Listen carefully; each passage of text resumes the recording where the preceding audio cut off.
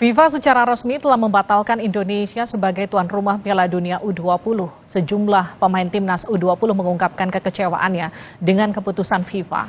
Striker timnas U20 Hoki Caraka mengaku sedih dan kecewa dengan pembatalan FIFA. Ia mengaku telah bekerja keras mempersiapkan diri agar bisa tampil di Piala Dunia U20 yang digelar di negara sendiri.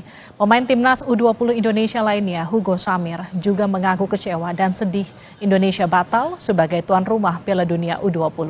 Hugo berharap Indonesia tidak dikucilkan oleh dunia setelah tidak jadi tuan rumah Piala Dunia U20.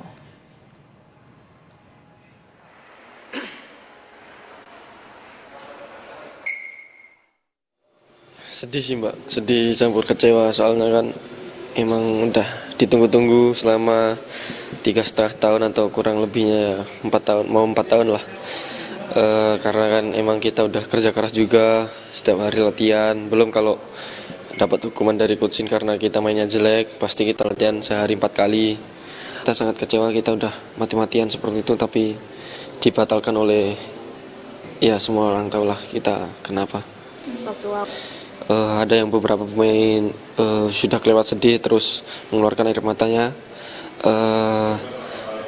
Ya mungkin ini sebuah korban lah kita, karena kan memang kita nggak tahu apa-apa, kita kan niatnya cuma pengen main bola, bukan ya yang lain-lain. Kalau soal yang lain kan urusan orang lain, tapi kan ini sepak bola, kenapa harus dijadikan korban gitu.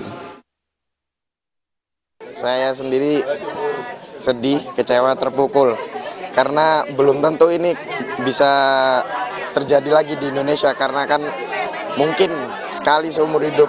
Jadi ya benar-benar terpukul dan sedih sih saya. Orang tua saya ya pastinya sedih, tapi mereka tetap selalu senyum, harus bikin saya tersenyum.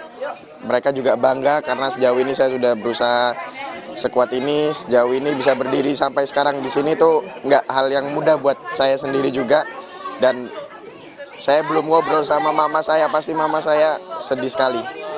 Jadi kedepannya ya cuman berdoa aja supaya Indonesia ini nggak dikucilkan dari dunia dan tetap ada sepak bola di negara saya tercinta ini. Saudara Wakil Ketua PSSI Zainuddin Amali menemui langsung